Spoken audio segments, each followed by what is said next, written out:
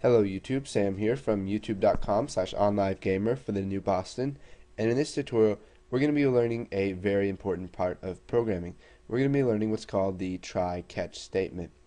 So let's go ahead and create a new project, and basically what the try-catch statement does is you put a block of code inside of your try statement, and what it does is it runs the code to see if it gets any errors. Now the reason you would want to put it in a try statement is let's say you have some code that you know may return an error based on certain circumstances. You'll want to put that in a try-catch statement so that if there's an error happening, your program will not crash and it will catch the exception and it will keep running as normally. So let's come over here to our toolbox and we will add a list box and a button.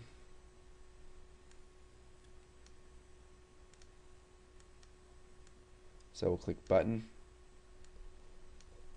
So we'll set the text of button to add all, and we'll set the name to button add.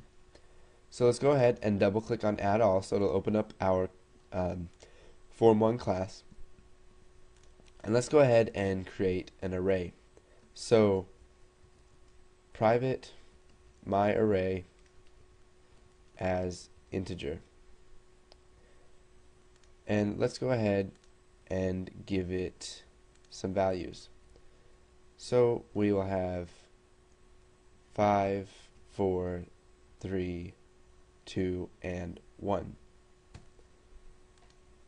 Okay, so whenever they click add, it's going to add all of the items in the array to the list box. So for let's just do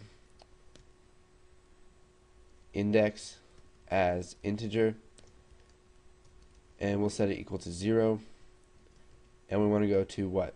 Well, we have 0, 1, 2, 3, 4. So 0 to 4, what we want to do is listbox1 dot items dot add, and we'll go ahead and add my array at index.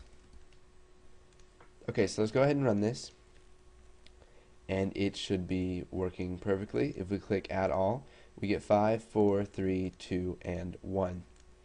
Now if we go from 0 to 5, we're going to get an out of bounds error because this only goes 0, 1, 2, 3, 4, and if we try to access 5, so when we try to access index 5, we get what's called an out of bounds error, which means that you're trying to access some memory that isn't there. So let's go ahead and run this, and you can see that if we add all, the program freezes up and it's not working, and it crashes and it shows us an index out of range exception, and it was unhandled. And it says the index was out of bounds of the array. So what we can do to keep this error from crashing our program is enclose it in a try statement. So we put try before it, and then after it we put catch, and then end try. So this is the very basic try catch statement. So it's going to try this code right here, and if anything happens that causes an error, what we want to do is show a message box. So message box, and then we will say an error has occurred. I think that's how you spell occurred.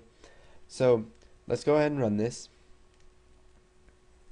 and you can see when we click add all, it says an error has occurred. So what it does is it goes through and it adds everything perfectly, and then once it accesses index, which is out of bounds as 5, it's going to go ahead and an error is going to happen, and this right here is waiting for that error, and it's going to catch it, and when it catches an error, it's going to do whatever code is inside of the catch statement. So we'll go ahead and run that again. So what happens is it runs perfectly fine and we get the results that we want, but then it stops itself before the program just crashes completely.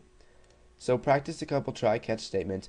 You may even be able to add them to a program that you've already made, which will make it run a lot better and it'll keep errors from happening. Well, the errors will still happen, they will just be handled. So Once you've got the basics of the try catch down, go ahead and move on to the next tutorial, and we're going to be learning more about these.